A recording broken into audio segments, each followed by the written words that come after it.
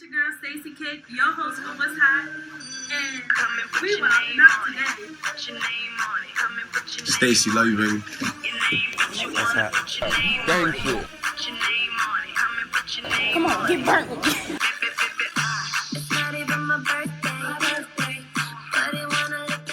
It's your girl Stacey Cake, your host for What's Hot, and today I am here with none other than Jason Abrams. You mean I get to be hot today with you, Stacey? Yes, you do. So to kick it off, we're just gonna jump right in. Tell me 3 things that's hot about Jason Abrams. Oh my God, it's got to be the height, the receding hairline, and the relationship I have with my mom. Wait, I mean, family first. Yes. Don't be afraid. It's okay. You can shout out your mom. I can only do 2 out of 3. Is that enough? Yes. It was a video you posted on your Instagram talking about restaurant mints in New York City. So can you what was that about? Because I kind of felt like I was out of the loop, like I was behind on something. Yeah. So I think that it's gotten a little looser in terms of what you can get away with in the city. Mm-hmm. And so I found New York City, right? Yeah, I'm sharing the train with a lot of people that are less fortunate, and maybe it's a little hard to get a seat. Sometimes there's people going to the bathroom down there. They're spraying graffiti all over the city. They're stealing phones and wallets, and everybody's kind of just okay, we'll look the other way, no big deal. Right. When you go to a restaurant, and you want to have an after-dinner mint, they're not allowed to provide one if it's not wrapped up and sealed nicely in its own individual packaging. And I heard about that, and I was like, what is it? The health department will shut you down for something like that? Right. But they put a hair in your food, and they're like, yeah, they'll shut you down. And I said, that's a video. That's a message. People need to know about that. It's unbelievably ironic that all these things fly, but that won't. That's where they draw the line. Yeah, I found that so bizarre. Twice I heard about it in the same week, and I said, wow, if I can't get a mint, in good company, I want my breath to smell okay after dinner. Right. Then I'll just go home. And I went home and I saw these things that night on the train, these 3 things happening. Somebody's spray painting, somebody's going to the bathroom, somebody was trying to peer over somebody's shoulder at their phone. I'm all this stuff is fine, right? They could steal, they could do that, they can go to the bathroom or there, but you can't have a damn mint unwrapped. And so I don't know, it upset me. I was I can use Instagram to vent, and I think that's where some of my humor and comedy comes from. I think that's funny because it's that also perfectly shows the contrast of things in New York City, how it's so considered so upscale, but then you have the things you mentioned happening right in the subway and stations and things like that. Yeah, it's the contrast, between people that are very successful and get chauffeured and their butt wipes for them and stuff, and and then the people that have to really struggle to live a normal and quality life. To kind of get into the next thing, as we talk about the people who get their butt wiped, you kind of hear about different rumors about in Hollywood about just how it's even considered the devil's playground or terms like that. So what's the craziest thing you've seen among your elevated colleagues? Oh my God! When I try to talk to these elevated people, they don't even let us. They're like, "Who are you?" I'm like, "I have followers on Instagram." No. What's it like? You mean when I've been lucky enough to work with some of these folks? Mm-hmm. I have noticed that they're all nice. They're all lovely. I mean, I think I'm more dramatic to try and get an effect or a response out of people. That's comedy is kind of dramatizing everything. I just added some letters for effect. Right. Dramatizing everything. So, but I worked on the Mr. Rogers movie last year, and Tom Hanks was amazing, and he's one of my idols. And so when he was there with us, and the lighting guys and everybody was getting ready for the take, he was just so real and and so honest and so genuine, to want to know everybody's name and who they are and, you know, how they fell into acting and what they're working on. And we're all just like, that's really cool. Like, right. That's really nice to know that that we're just people, and we're just, you know, some of us are afforded, you know, more opportunity maybe than the rest. But he gave us some tips and some things, and it was just a nice conversation. So I really remember those moments more than maybe the cold shoulder. But at the same time, I respect it because everybody has a process. So some of these actors want you out of their eye line and kind of away from them, and they don't want to be referred to as their name. They want to be referred to as the character. So I can't really say anything bad about it. But again, it's always fun to like poke fun and like try to be seen and heard, because I think that's how people kind of find you in this industry now. And everybody has a voice and a chance to kind of get seen and heard. So when you met Tom Hanks, like, that was like a big moment for you because it was your idol. So like, what was your reaction? Oh my God, I was like, I still have more hair than you. Like, I'm better. No, I was really like, not starstruck, but I was like, yes, like at least this happened. No matter what else happens in my career, at least I got to see Mr. Hanks and like, and really just take in what he does on set and his process and see, you know, him when the camera's not rolling. And it's just, it makes you feel closer to your goals and aspirations than you might really be. And there's so many lows and rejection in this business. So I think those moments are like cherished and appreciated more than people know. I mean, it's always like my mom's like, oh, are you going to have lines tonight? And no, Mom, I'm like guy number 6. So I'm in the background. My shoulder's really hot.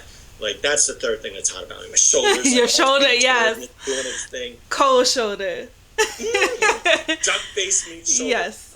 But I just can't, like, I can't express, like, how great that is. Because it's like, you're around these people. And if they make you feel accepted and welcome and comfortable, you go on and you keep giving it your best and trying and seeing what that might lead to. Yeah, great. So how did, like, what motivates you to keep going? Like, because like you said, I'm sure I can relate to like rejections and things in the industry. Yeah. So it's like, what motivates you to keep going through those rejections? Oh my God, I'm a sadistic fool. I think the rejection does make you stronger. I think that working enough as I do, like being blessed enough to have the gigs that I've gotten, I'm able to get like health insurance benefits, and we all know how difficult it is to take care of yourself as you get older and what you need and want out of life. So for that quality of life, I'm able to just keep throwing myself back in the ring and attempting to land bigger and bigger parts, but not settling, but being appreciative of the smaller parts I'm able to get. You worked in a lot of shows like Law and Order, Mad Men, and Night Sweats. Yes. So, other than like Tom Hanks, like, have you ever been starstruck like during any of those sets? Like when you were on set for any of those, like where you just like, oh my gosh, sure. Yeah, like so I wasn't a huge comic book fan, right? Growing up, and like Marvel has won me over a lot, like in the recent years, like with their ability to draw people into this world. Fascinated by that. And Night Sweats was a film I produced. So yeah, everybody knows Law and Order and Mad Men and Sopranos, stuff like that. But Night Sweats was a film that took us 9 years to make. And John Wesley Shipp, who stars in the film, just did an amazing job along with everybody else that we were able to work with. And he was from Dawson's Creek. Right. But I knew it was Dawson's Creek. Oh my God, he's the dad in Dawson's Creek. I was very excited. I was like, yeah, let's shake hands, let's hug, do whatever guys do. And then he comes up, he's like, you know, I was the original Flash. And everybody's telling me that. And I'm like, oh, right, yeah, the Flash. And I'm like, and I'm the one that doesn't know the Flash that well. And I'm, you know, it's like, it's just, I was in the Spider-Man and some of the, you know, it's not like I was cheating. I just hadn't really given it a chance to know how great it was. And I think it's a great show and he does a great job. But it's like, I'm up there like Dawson's Creek, yeah, he's the dad. and everybody else is like, he's the Flash, all right? None of that Dawson's Creek junk, like they're, and so he's proud of all his accomplishments, and he should be. He's a great guy, great actor, very sweet, very helpful for me. And it was difficult because I was producing the film along with acting in it. Mm-hmm. So, like, take the hat off, quick run, and I barely have time for makeup, for hair, which I needed them to give me more, obviously. And, you know, and I'm, like, trying to find the rhythm and trying to make sure the film found success, which it did, and we're very blessed that we got worldwide distribution. It's available on Amazon, iTunes, and Google Play. And if you don't see it, because, you know, people compete for your attention and mom's calling you for dinner, then just leave a 5-star review. You don't have to see the film if you don't want to. Busy. But with coronavirus, it's a pharmaceutical thriller, Stacey, so they should be watching it. Yes, so please. Definitely. Oh, yeah, it's perfect timing. Perfect timing for the shameless plug. Out of these viruses and move on with our lives. I wish that everybody could be healthy and happy, but it is a timely film, and it talks about real issues that we're faced with. So are there any upcoming projects that your amazing group of fans should be waiting for or looking for? you know all three of them? Yeah. I just love that my ex-girlfriend still supports me. No. Yeah. So I have the pilot that I'm working on.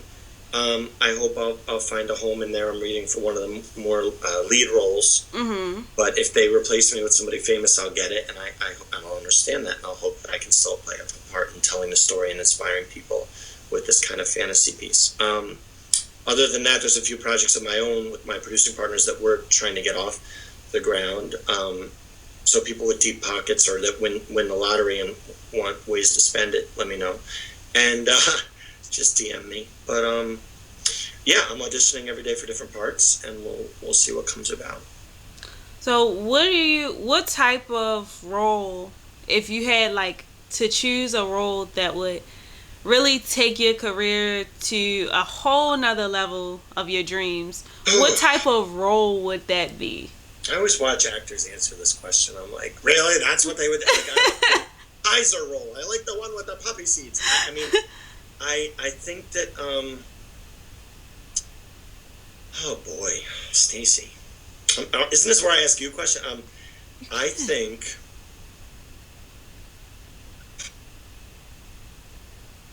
maybe I want to make people laugh. Maybe like it warms my heart when I give somebody like a goosebumps feeling, like like they're understood and like they're really connecting and having a moment.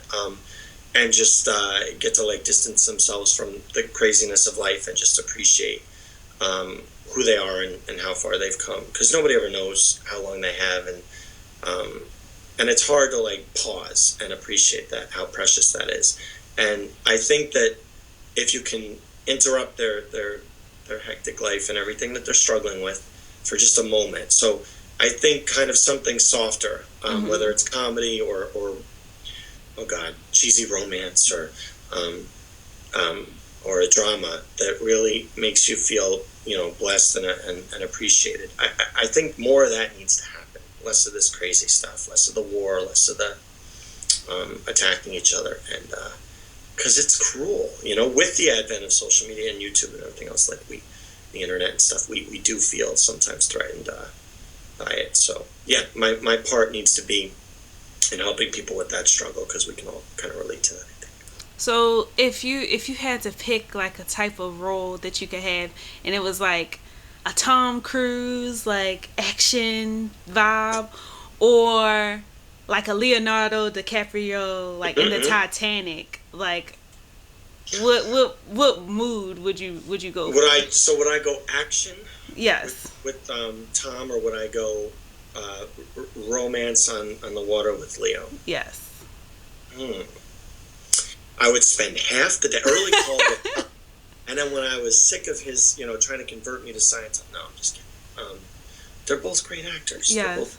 They're both sweet, and I met them both in real life, and they both were very humble, and it was just nice. And I think that I don't need that. I don't need that kind of career. I'm happy that they have it. I think I need to find projects that need me, where we can create it together. I think some of that is so stressful when they're like, we're spending hundreds of millions of dollars and you have to help us make it all back. It's like pressure. Yeah, I mean, I don't need them to make a little figurine out of me that people buy. So dream role is just one that's that I can lose myself in, inspire people, and find that it's enough to be able to just focus on that and not have to have a second or third job like so many people have to do. Right. Yeah, that's definitely important. So would you so when it comes to the fame, that's not something like you like look forward to as far as like in your career, or? So for me personally, I think fame's a weird thing. I think like when I was stopped in the airport after Mad Men aired, it premiered because I was in the first episode, and I didn't know if the person, like, you know, if they thought I reminded them of somebody or if they just needed directions. But they're like, "Well, come over here," and I'm like, "What's going on?" And they said, "You were a Mad Men," and I said, "Okay, yeah, I was." Thanks. Like, it's weird. So that part, I haven't really gotten down on how to handle it. I guess it's nice to know that your work's out there, and that's obviously why we do it. Mm-hmm. But that doesn't mean that we're best friends with them. Like, it's hard to like relate to like when they come up to you if they're a killer or just a normal person. So right.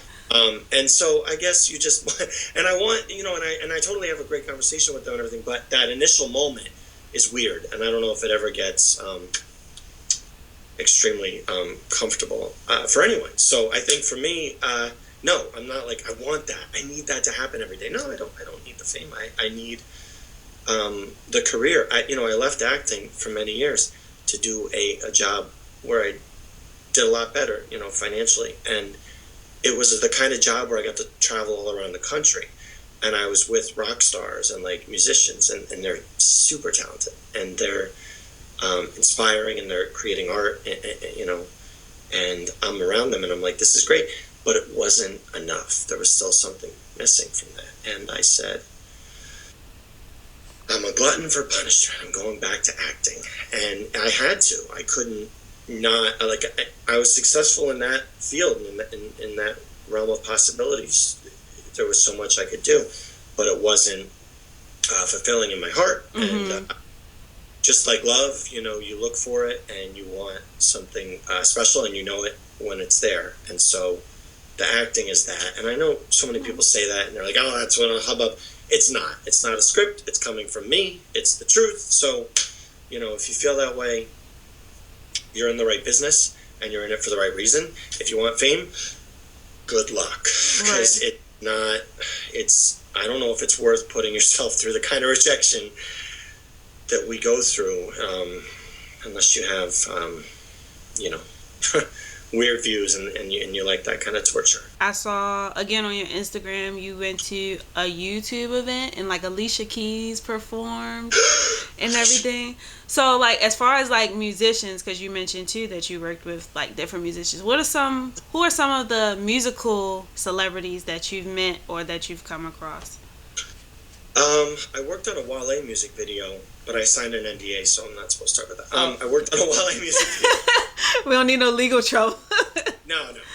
I think I can tell you that he was there. And, okay, yeah. And then I've met Diddy. I've met Justin Bieber. I've met Blink-182, Aerosmith, Dave Matthews, a lot of people. And I just think it's nice to be around it because you kind of get used to like how things go when they're there, like what their needs are and how to kind of respect the set and stuff. And I've been kind of on so many sets since an early age, you know, since high school. So it's cool. It never like, it's like when you fly into New York City and you see the skyline, like you never tire of that. You're never like, right.